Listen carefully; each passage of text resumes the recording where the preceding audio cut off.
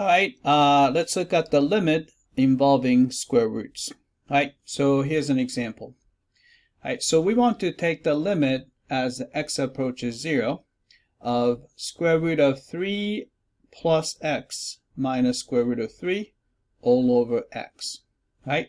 So first thing we should try is just plug in 0 for x and see what happens. Right? So if you plug in 0, so a denominator goes to 0. And then if you plug in 0 here, you have a square root of 3 minus square root of 3. So the numerator goes to 0 as well. Right? So when you have 0 over 0, that indicates that there is going to be a common factor on top and bottom. So we need to kind of squeeze it out. Right?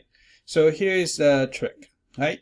So we're going to use this, take advantage of a difference of squares formula. Right? When you have a minus b times a plus b, then we can write it as a squared minus b squared. Right? So here we have this a minus b form. So I'm going to multiply by a plus b. So it's going to be a square root of 3 plus x plus square root of 3. So we're going to have something like that. So we're going to have to do that to the numerator and the denominator. Right? Then if you simplify that, so we're going to get something like this, right?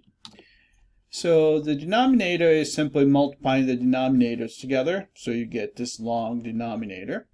But the numerator gets quite simple because we have a minus b times a plus b form, so we can write it as a squared minus b squared, right? A squared is going to be, square root is gone, so you have a 3 plus x. And a b squared, square root is gone, so you get minus 3 there. Right?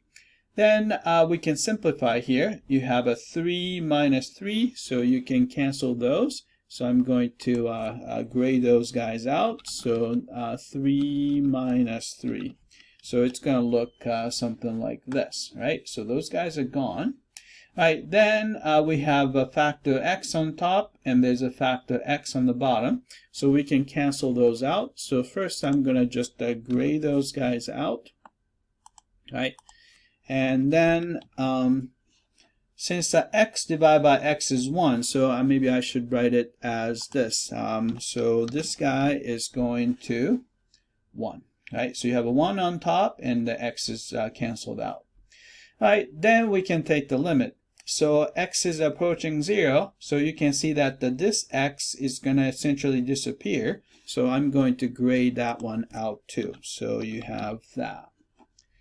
All right, then not much left. You can see that there's a 1 left. So 1 over, there's a square root of 3 plus another square root of 3. So that will be 2 square root of 3.